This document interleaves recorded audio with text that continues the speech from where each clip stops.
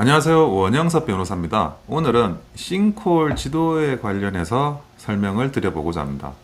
최근 한 언론사가 싱크홀 지도를 만들었다고 하면서 언론에 발표를 한 적이 있습니다. 전문기관을 통해 가지고 정확하게 기술적으로 만들었다라는 이야기입니다. 최근에 이제 싱크홀 사고가 있다 보니까 사실은 갑자기 지나가다가 차를 타고 가다가 커다란 웅덩이가 생겨서 빠져버리는 이런 상황은 날벼락 같은 상황이죠. 그리고 이런 부분에 대해서, 이 안전성에 대해서 좀 예측을 해봐야 되겠다라는 거는 어느 정도 이제 안전관리 차원에서 충분히 있을 수 있는 수요라고 생각을 하고 있습니다. 우리나라만 싱크홀 문제가 있는 건 아니고 외국에서도 그런 싱크홀 문제가 있어가지고 어쩔 때는 그것이 큰 사고로 이어지는 것이 사실이니까요. 그런데 여기서 여러분들이 하나 꼭 생각하셔야 될 게 있는데, 이 싱크홀 지도는 절대 정확할 수가 없습니다. 그거는 제가 분명하게 이 부분은 말씀드립니다. 물론 이 언론에서 싱크홀 지도를 만든 거를 폄훼하려는 게 아니라 이 기사에서도 보면 서울시도 자체적으로 싱크홀 지도가 있고 국토부도 싱크홀 지도나 이런 걸 관리하고 있다는 취지로 이야기를 하는데, 그거는 누가 어떻게 관리를 한다고 한들 그 싱크홀 지도라는 건 근본적으로 정확할 수가 없다는 겁니다.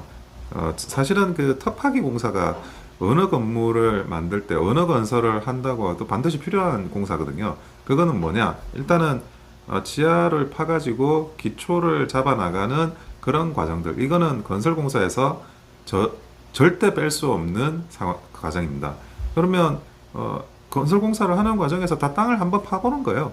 땅을 한번 파보는데 이 건설공사에서 터파기하는 이 땅을 파는 이 과정에서 사실은 거의 예측하기 어려운 일들이 굉장히 많이 생깁니다. 한마디로 땅은 안 파보면 그 지하에 뭐가 있는지를 전혀 모른다고 보셔야 돼요. 그런데 싱크홀 지도라는 거는 땅을 안 파봤는데 어떤 식으로든지 그런 싱크홀이라고 할 만한 그런 걸 알아낼 수 있다는 거잖아요. 근데 그거는 글쎄 참고적으로 보는 거지, 기술적으로는 땅은 파보지 않으면 그 안에 뭐가 있는지를 모릅니다. 그래서 이 터파기 공사만큼은 사실은 정산을 하게 돼요. 무슨 말이냐? 우리가 보통의 대부분의 공사는 총액 도급으로 하죠. 인테리어 얼마 하면 1억에 해줘. 그러면 1억에 맞춰서 하는 거예요. 그리고 철근 콘크리트 공사도 얼마에 해줘. 거기에 맞춰서 하는 겁니다. 그런데 이 터파기 공사만큼은 터를 파는데 그게 양질의 토사가 있을지, 암이 있을지, 물이 있을지 그걸 모르기 때문에 나중에 이 부분은 하청업체하고 건설회사가 계약을 할 때도 정산을 전제로 한 계약을 하게 돼요. 그게 예를 들어 돌이 있다, 아니면 그런 양질의 토사가 있다, 이런 거에 따라 가지고 공사비 차이가 급격하게 발생을 합니다.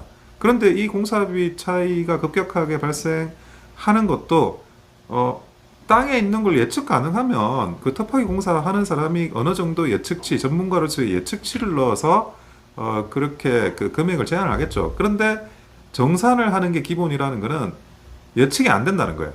예측이 불가능하다는 겁니다. 파보기 전에는.